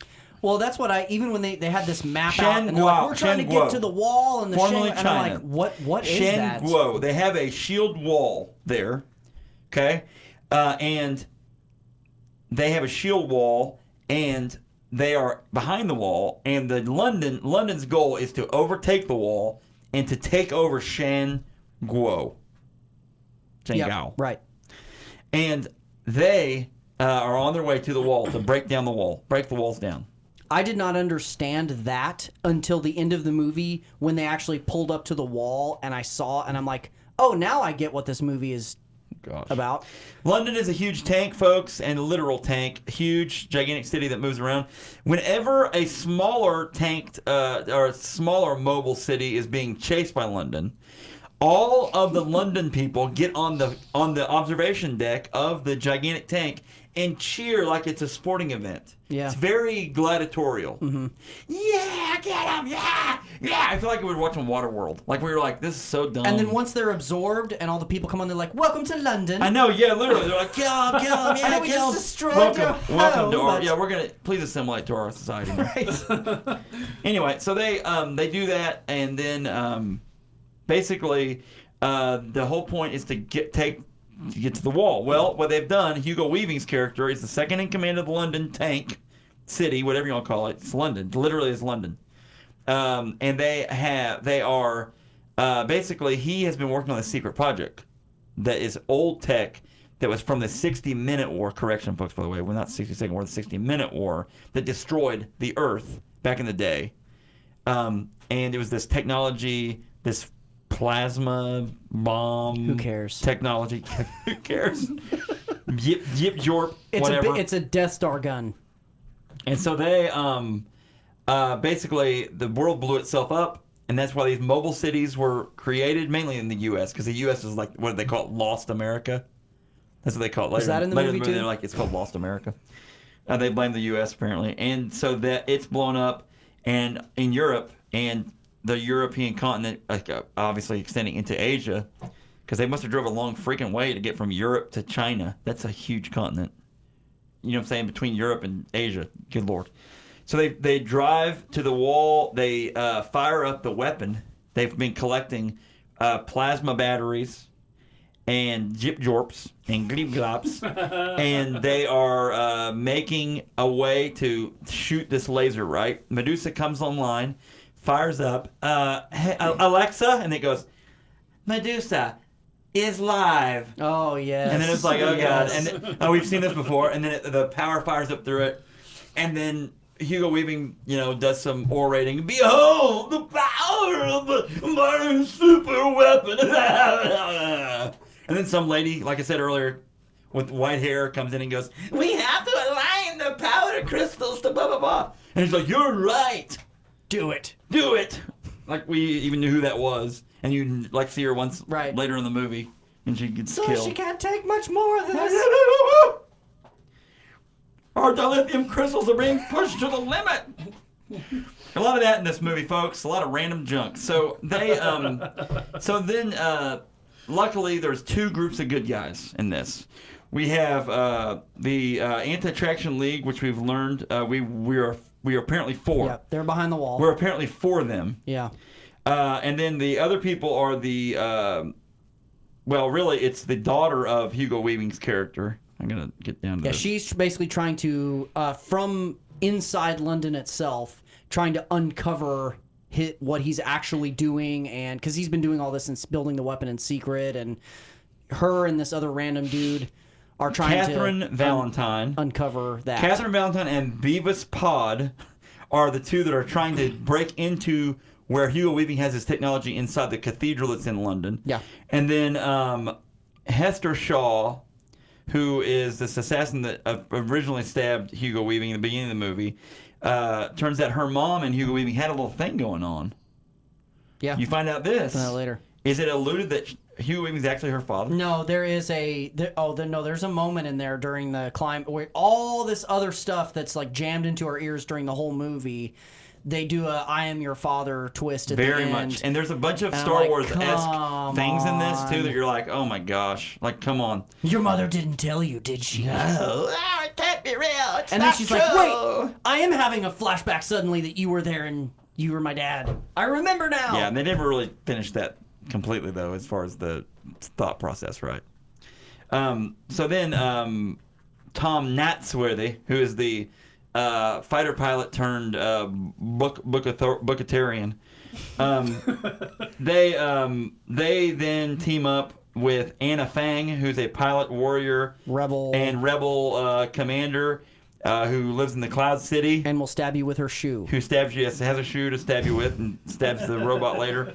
You want to talk a little bit briefly about Shrike, the cyborg with a heart of apparently Krypton. Okay, this whole thing was so weird and so unnecessary. So he's this, Terminator zombie-looking guy.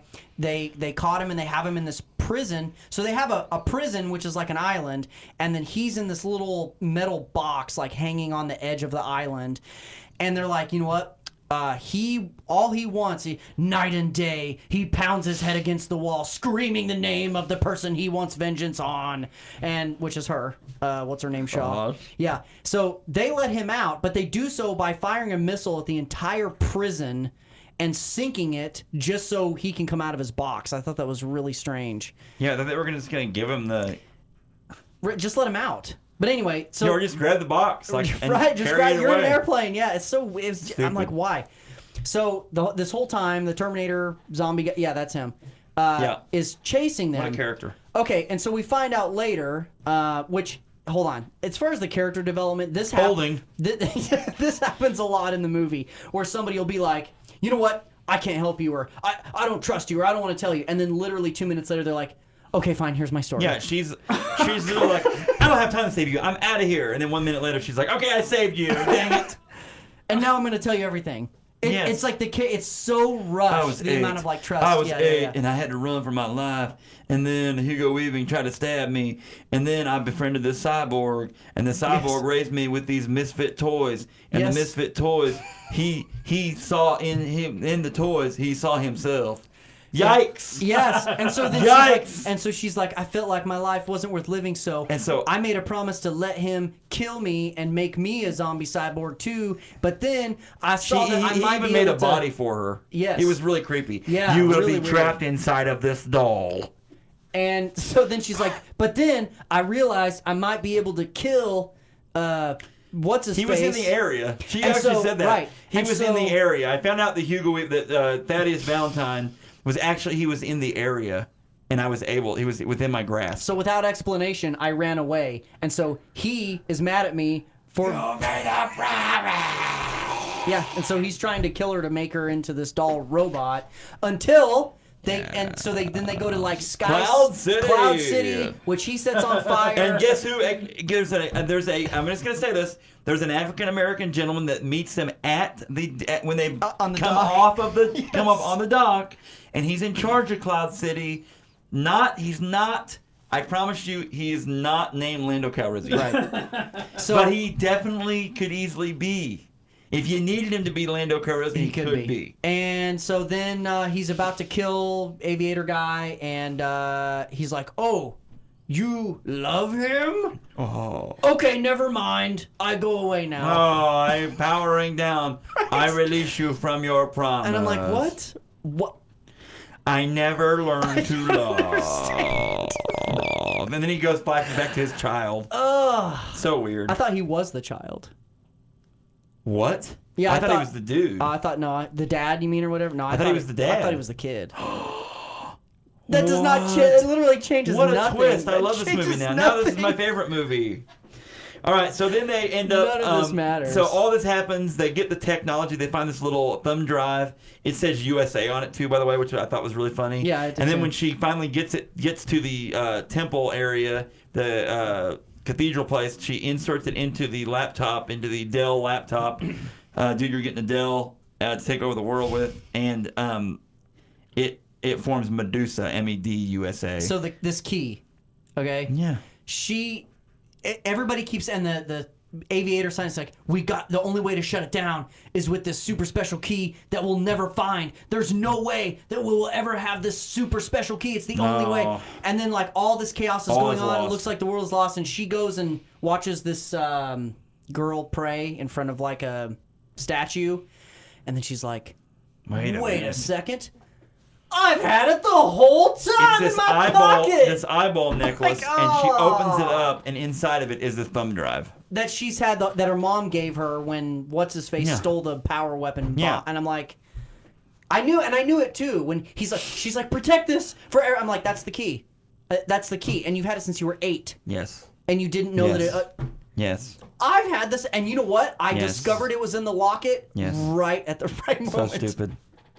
So she inserts it in there. What I loved about the ending too was it has like 8 lights on the panel. Yes. And it's like destruction in 30 seconds, and then the first light pops in like it's loading, which is like which is really funny, like a Mel Brooks movie, like where they're like, come on, we gotta get this to load.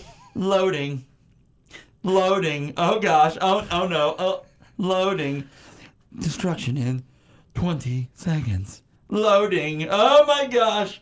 And then mention on the last thing, destruction imminent. 1 second. Beep. Destruction sequence failed. And then it's like stabilization. Oh, destabilized. Oh, I'm exploding. I'm Medusa. Blah. Right. Yes. And that was it. And then it explodes. Hugo Weaving gets exploded. Do you feel like he got away? I think he got away. He gets run. It's implied that he gets run over because he's down there on the thing. But then it like stops at the and it's kind of a far out cut. You know, I guess if they were thinking of making a sequel, so they don't actually show him. He'll be a get cyborg. Squished. The next one. He'll be a cyborg. That's the thing. They could bring him back as a cyborg, as a stalker. Zombie Terminator things. Well, what did you? Let's talk about this. So they end up getting aboard the Airship Express. Oh, the one.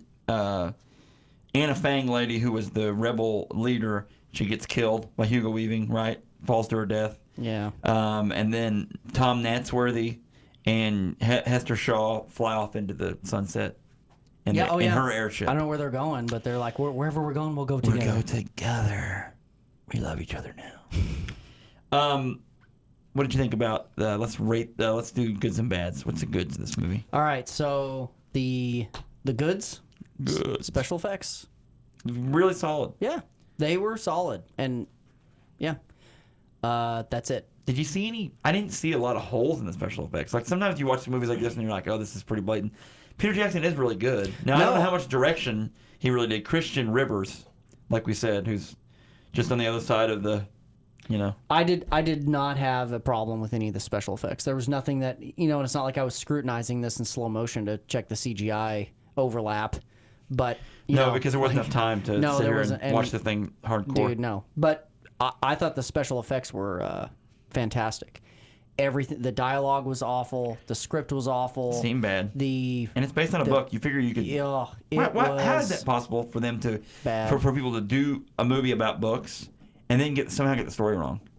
Isn't that weird? It's cramming. There are stories that I'm telling you, in a book you have time to flesh out characters and side plots and subplots and everything else, and that's when you get to the point where you're making the movie. If you can cut some of that out, if it's not relevant, that's because obviously Harry Potter showed that you can do that. You know, they didn't try to cram every single book into one movie. Oh well, you know, but Harry Potter showed that it can still be a successful movie. Because there's some stuff that just has to get cut.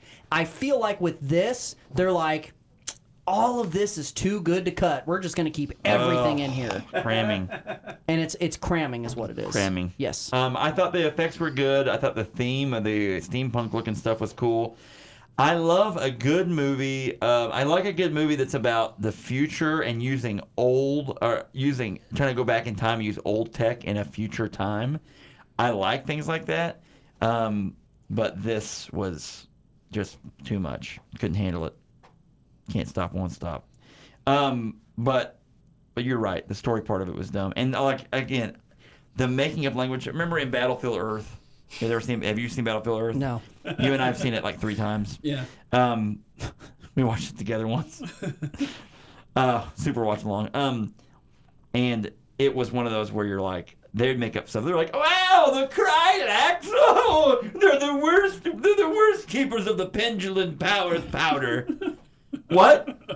That made no sense. But you can do that in like Firefly. In Star Wars can. Star Wars you can. Firefly, because you have time to flesh all that out. But you in don't this, in a 2-hour it's so movie. crammed that you're like, you're right. You're like the bleep blorps, man. Like it's real life. Yeah. I got some more bads. Yeah, it's more bad. So a lot of just really like there's a scene where you got the zombie Terminator down here holding onto a rope. You got good guy hanging on to the middle of the rope and an airplane at the top of the rope. Oh my gosh. Okay. Yes. And they're like, cut the rope. Sorry, we're gonna have to sacrifice him. We can't take him. Otherwise, the zombie's gonna pull us back down. So she's like, no, I got this. Takes a knife, throws a knife out of an airplane and goes, catch. And he's like on the rope and he's like, I got it. Psh, no problem. I'll catch the knife. Catches the handle. With one. She dropped it like hand. 25 feet. So imagine. We're just like, come on up. And it's like, throw something else.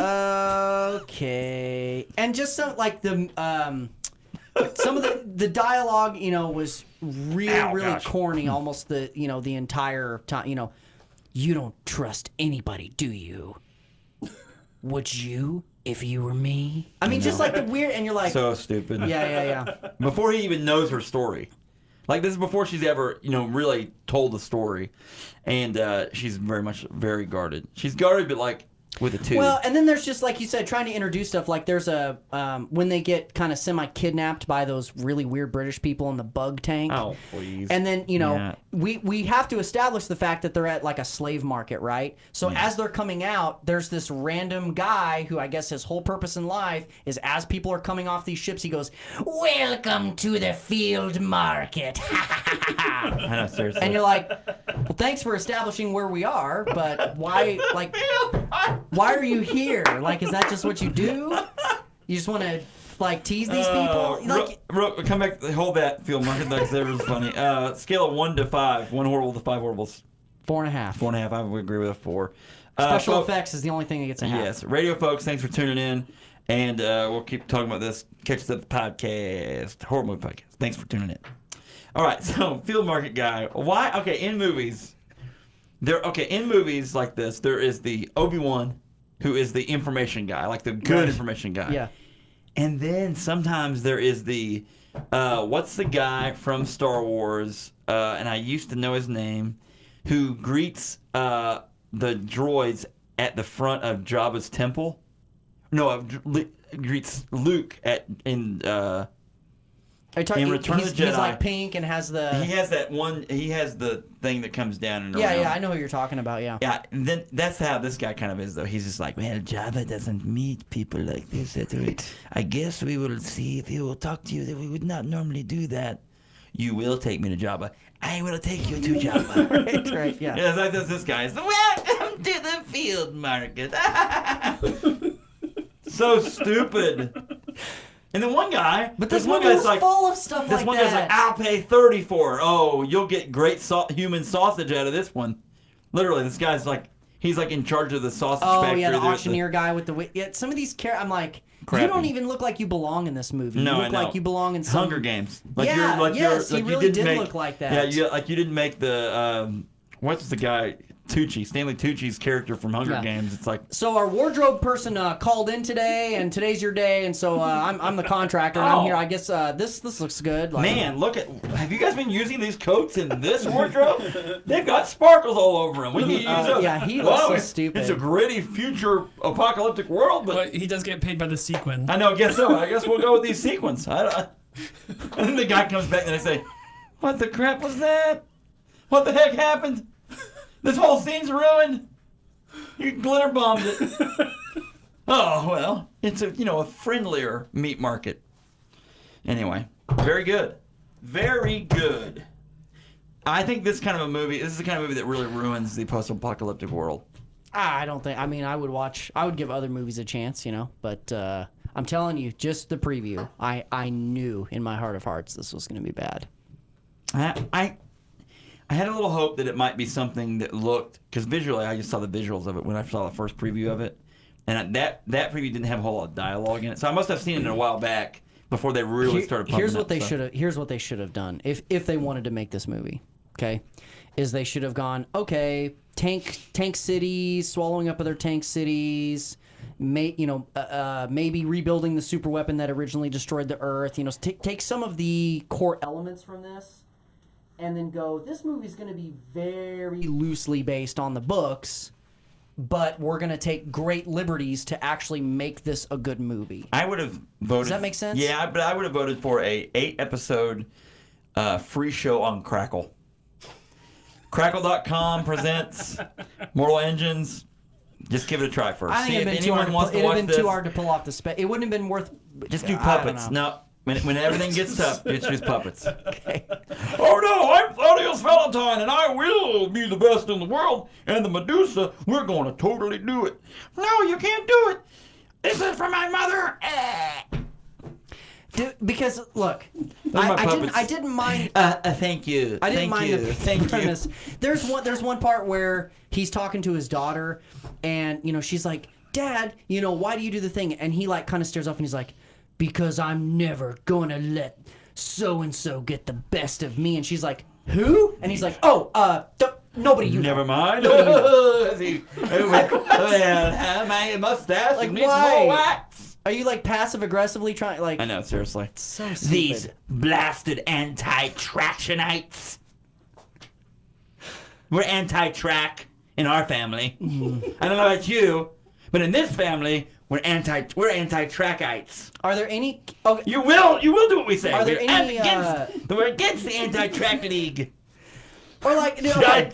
So in the scene where they're all getting ready to jump on these planes because the wall's about to blow up and they're trying to think. So for a society that is devoid of technology, they sure have a lot of technology. They sure do. They sure have a lot of technology. So they're flying crap around. The kicked out aviator guy, all this stuff is going on. And everybody needs to save the world, and people are dying. And he's like, you know what? I'm going to take a minute to pick out which jacket I want. Because there just happens to be this rack of leather jackets. Oh, my gosh. He goes straight up bomber jacket and wears this leather jacket. And I'm like, where did this rack of leather jackets come from? They go slow-mo walk after he picks it out. And you're like, dear Lord, why? Get in the plane! The world is about to end. And then in the background you hear...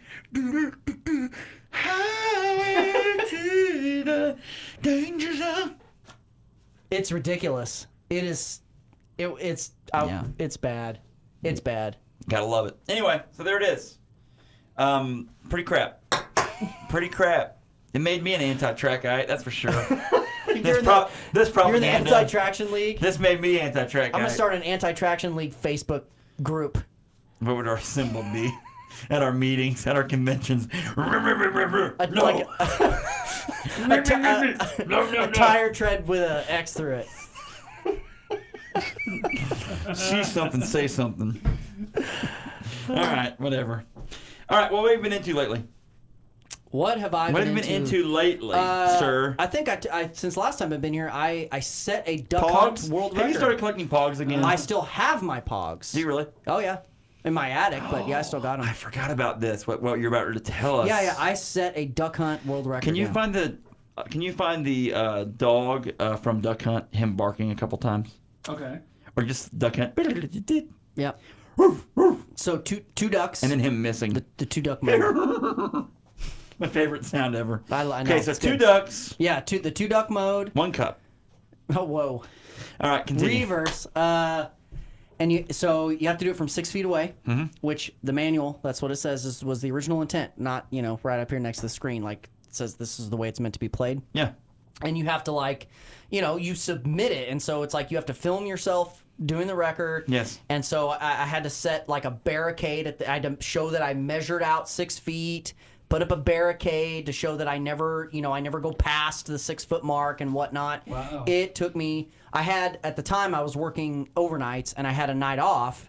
And so I just kept my sleep schedule and I stayed up all night and I just played and played and played and played and played and played and played until finally I got over it. And so the actual title of your world record is top score of Duck Hunt Game B for NES. how about that? World record.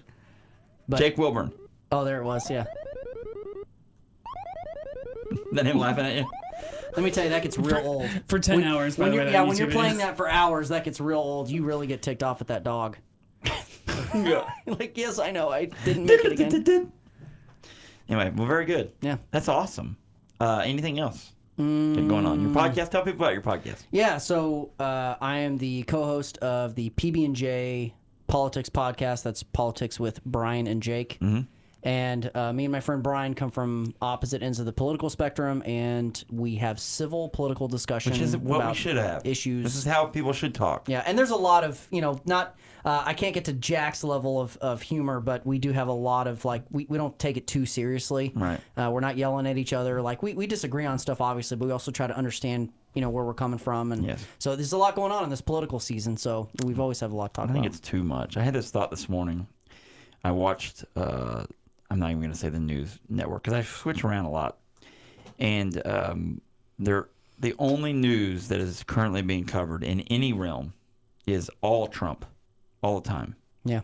And it's kind of weird to me. Like, I understand whether you like him, you're, gung-ho about the things he's doing. Whether you dislike him, now you're really anti. But every story either ends up coming back around to him and I'm just like, that's not how, that's not real life at all. Yeah. Well, and people are so, maybe. That's somewhat by design with him. I think this, though, too, and I'm not really going to get it. I'm going to get into the news aspect of it. Sure. I feel like. Answer me this question: news, television, like television news. Yeah. Are there commercials? Are there commercials? Yeah. Yeah. Sure. Okay. Yeah. Why are there commercials?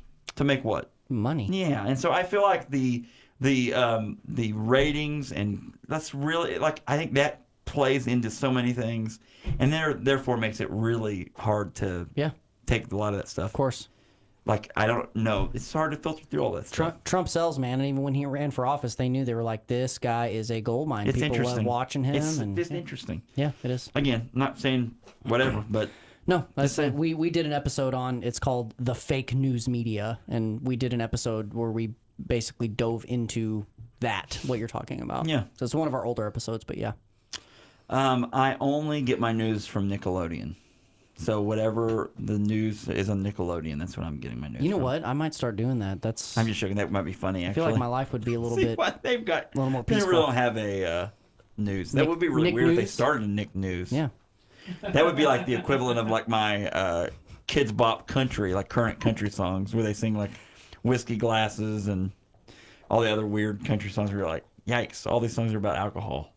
So okay, so Kids Bop though. Yeah. It'd be Kids Bop country. Nick Kids News. Bop honky tonk country. Oh no, Dave, our host got slimed again. In local news, a school of dolphins got caught in the net. Uh-oh, you said the magic word, it's dolphin. Boosh. Ow. You got slimed. That would be good, actually. Yeah. I'd watch that. I'd like to watch Chuck Todd have that happen. Get to him. slimed? Yeah. Hannity and Chuck Todd could guest on the Nickelodeon news. Just to get slimed. Just to get slimed. Back in the day when Nickelodeon kind of had its, heyday with that kind of stuff, there were all kinds of celebrities that would get slimed. Yeah. But that actually tags me into something else. People forget what made them kind of go. Yeah. And Nickelodeon, that kind of stuff, the slime stuff, Double Dare, all those things, that's kind of what made the company. And then they went away from it. Uh-huh. And I think they're starting to kind of come back around to it a little bit, like what the things I see on there. But other people forget what kind of got them there too. Chili's brought back the baby back rib song. Man, let me tell you something. And they needed that. This is never going to happen. But I miss the old History Channel and the old Discovery Channel. Yeah, you're not going to get that. It's like, dude, I can't watch another episode of Pawn Stars. Stop. We need reality shows. No, because can't. that's real life. No, real life. So I'd have to go to YouTube to watch documentaries. Thanks. I love the first time I saw. They're good, but you know, the first time I saw an alien show on the History Channel, that was when I knew. Oh. Hey, what do you think about this? Well. What do you think about the storming Area 51 thing? Two things. I think that when the government says, "Yeah, you probably shouldn't do that," I don't think you should do that because they have every right as a government facility that's under protection. You know this. They'll probably just, I don't know. They'll just probably just mass fire. That or they have some sort of a other weapon they can use on people. Well, it started as a joke. Like the guy, right.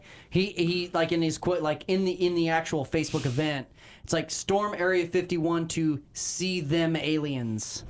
And that's what started the. Yeah, wow. this guy just as a joke started a Facebook event saying, hey God, and like clearly it was not written in a very serious fashion, but people, Has snowballed. the event already passed? No, it's in September. But, yep. But I'm afraid now. I'm like, okay, it's caught in such national attention. I'm like, is there going to be a handful of people? Yeah, there will be. That are going to actually go down there. The problem with Area 51 is it's way out there. Like it's way out there. Like, yeah. and as a person who listens to a lot of different podcasts that have a lot of different topics on it, I'm just going to say this right now. Yeah. I mean, if you paid any attention to this show, you know that I listen to like the Conspiracy Show regularly, right? And I listen to like a couple paranormal podcasts.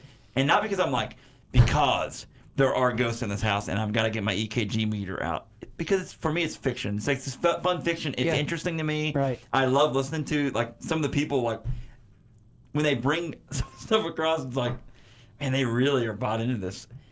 But you do know if you listen to this, I don't know that there aren't some aliens. Right. It's a big universe, folks. It's a big universe. I'm also not for sure that we don't have them maybe tucked away somewhere on the planet. But I do know this, that they're definitely not there. I know for a fact they're because not there. too many people think they're there. Yeah, they're not. Yeah, they're probably somewhere more, like they're probably at Chuck E. Cheese in Springfield.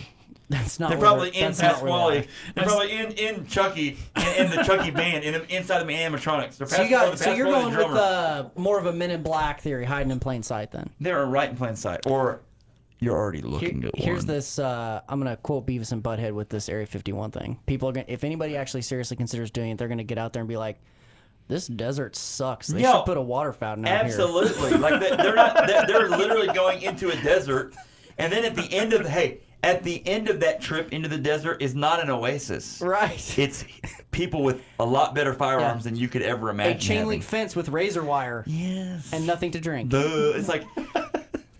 I don't know. You know what we are a society of, though? Big talk, little walk. Right. And so I could see them being like, we're going to do it. Are they all going to fly into Las Cruces, Mexico?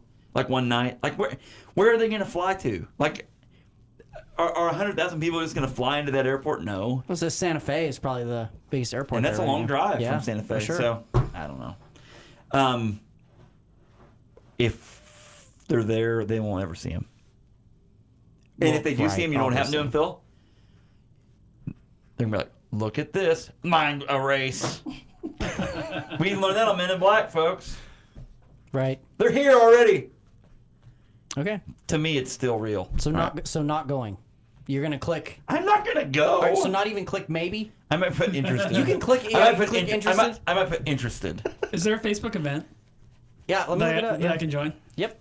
Isn't that crazy? Hang on. I kind of do want to be there just to watch. Can I say this? I want to see you guys. What Jack really wants to stay. Jack wants to stay in the hotel. Well, maybe I don't want to stay around those people. Jack wants to have a live broadcast from the hotel whenever they leave out that morning after the continental breakfast. That'd be great. They're eating the continental breakfast that morning. Oh man, you got to carb up. This is good. Carb up. We got this cold Danish that's frozen in the middle. We're headed out there to Roswell. We're going to Area Billy 51. Bob, you got your shotgun? They took it from me at customs, so I couldn't have it. And I don't. Anyway, Oh, it looks like Facebook removed it at one point, but now there's, instead of an event, now it's a group. Just so they can get it back on there. But There already are 24,000 members. Dude, I'd love to see. Two of my friends are in this group. Oh my! I know almost none of those people are going to show up, but I would still like to see like 2,400 people show up at Area 51. That'd be really funny. It's a threat, and I'm telling you, the government, if they perceive it as a threat of people that are going to literally Well, they storm put out that, they've put out a statement, don't do this. don't try it. They shouldn't.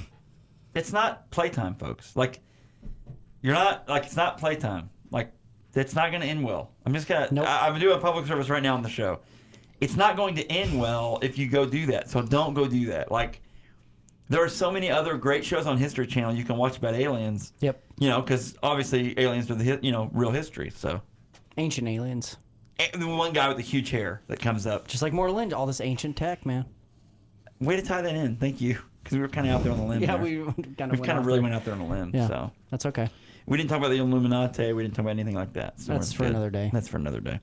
All right. Well, very good. Anything else you want to talk about? No. Okay. Phil, anything else would you like to talk about? What have you been into lately? Have you been watching TV shows yet? Have you ever caught up? Oh, Stranger Things. Yeah. We I'm did a into whole that. I'm into episode that. on season Yeah. 3. I just on finished season 2.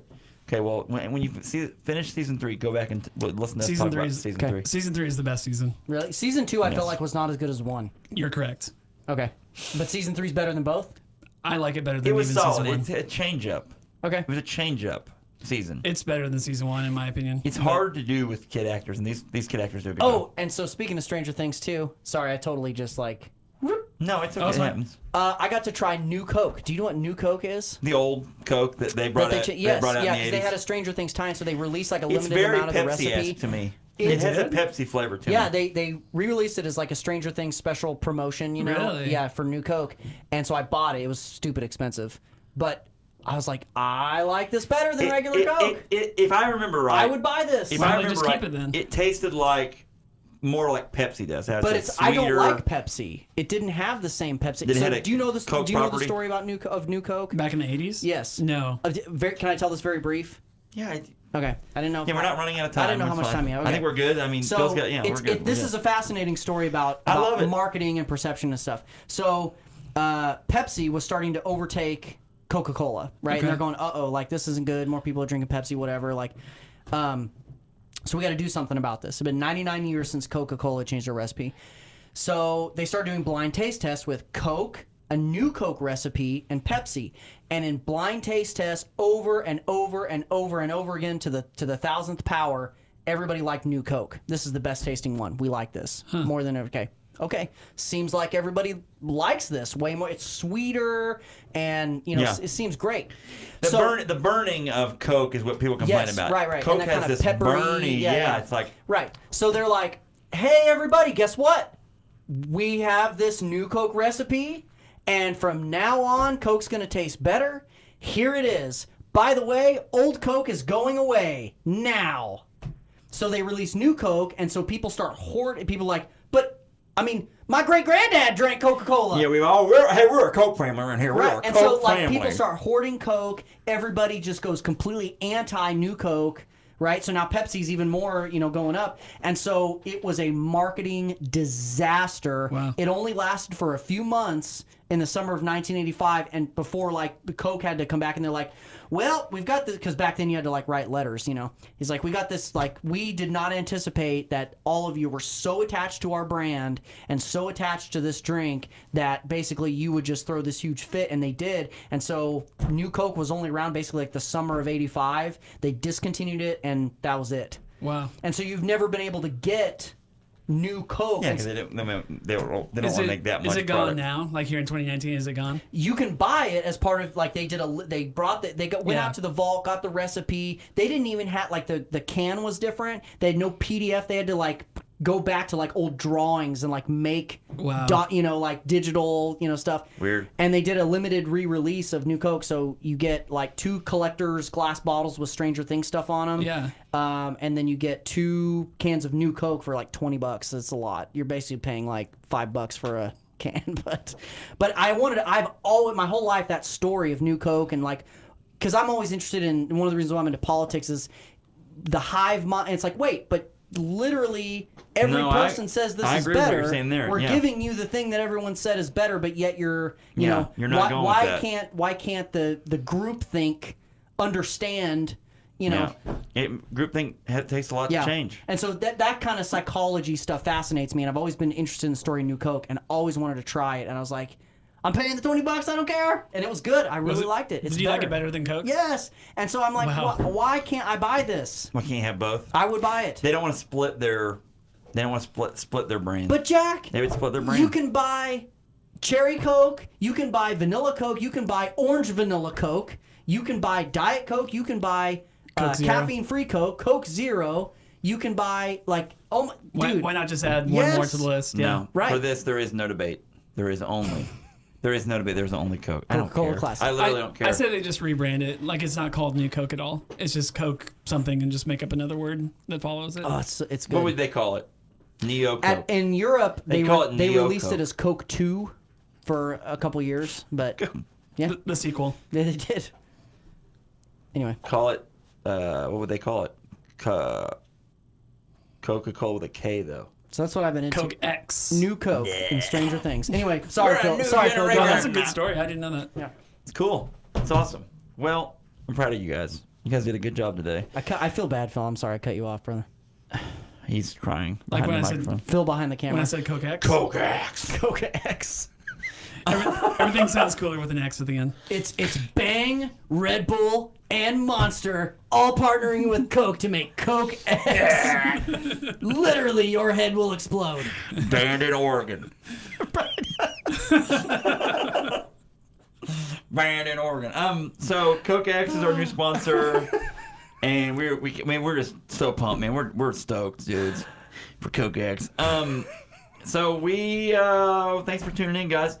Honestly, there are some times when we talk about a movie, about doing a movie, Mortal Engines, and you go, gosh, I don't know if anyone even wants to hear about this movie, but yet the salt and pepper of the episode, the seasoning, the other extra things is what makes this a palatable show.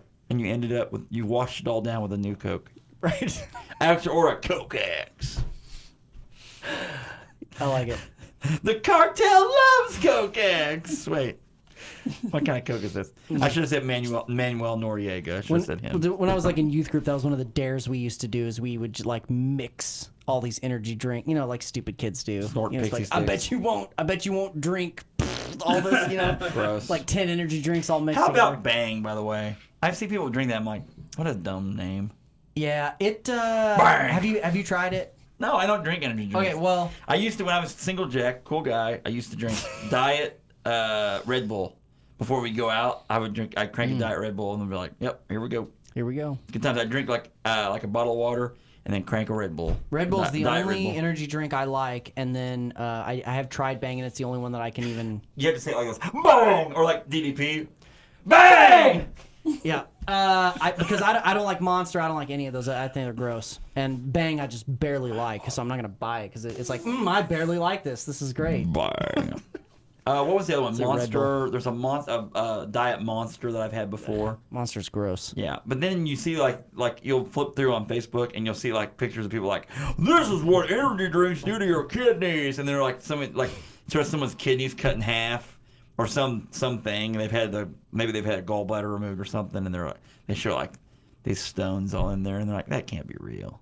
They had to eat a bunch of marbles to get that. I mean, I'm not going to dispute that energy drinks are probably not good for you, No, Jack. they are good for you. No. Monsanto told me they're good for me. No. One day, energy drinks Procter will... and Gamble said they're fine. No. Look the other way. It's going to be like this, like cigarettes in a couple decades. It'll be like, man, remember, all these old movies, people are drinking energy drinks, and now they're basically like all but, it's this thing that almost nobody does. My hope is that you'll drink them and then somebody will turn into one of these cyborgs from Mortal Engines. I almost said Men in Black. Mortal Engines. The sort with the green eyes. I drank 14 monsters one day. Hey, you sang the song from Top Gun. Are you interested in seeing the new one or no? Oh yeah, I'll watch it. Yeah, I'll watch it too. It's just really funny. Like, how could he have been in the Air Force for 30 years and then still treat him like he's 2? You're just trying to be a rebel. I mean, if you were in the Air Force for that long, like, you're like almost in charge.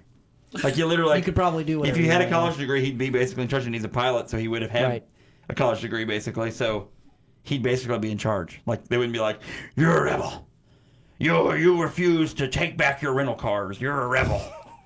No, you're just like he's. It'll be interesting to see what they do with it. And they'll have some young guy, and it'll be Michael B. Jordan, and then we'll be like, Oh, "Wait, man. no." No.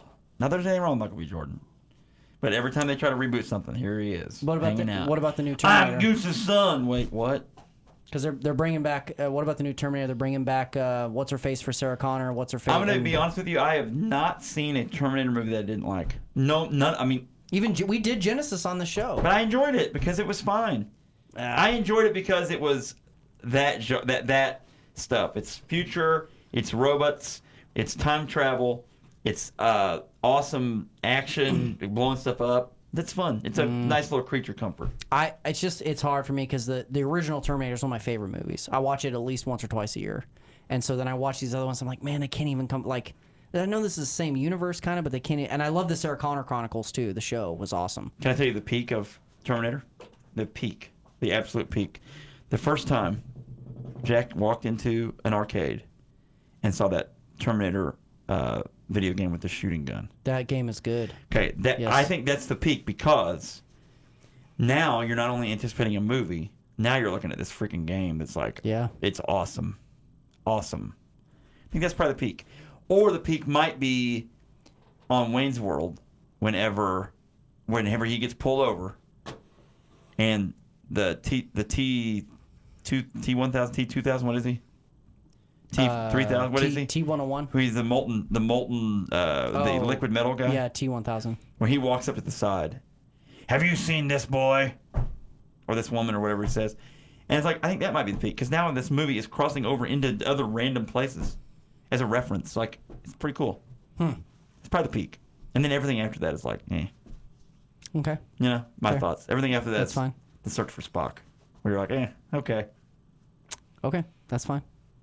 I'm not saying this. You should Yes. watch. Have you watched the Sarah Connor Chronicles? I've never seen it. I You- think Brian Austin Green is in it from 90210 fame, isn't he?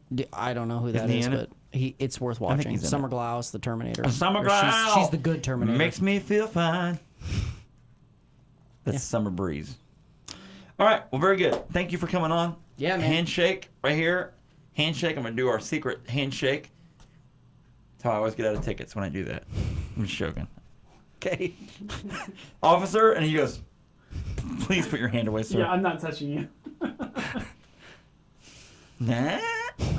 Secret handshake. Step out of the car. Ah, crap. Oh, you want to do this out here? Are we gonna chest bump too? All right. Can't chest bump from inside the car. I wanted to keep going because we're really almost to the same length as a movie. Hey, dude, listen, I could. We're about I could go 7 for minutes away from I being could go the for same another length. hour. 40 minutes away from the length of that movie.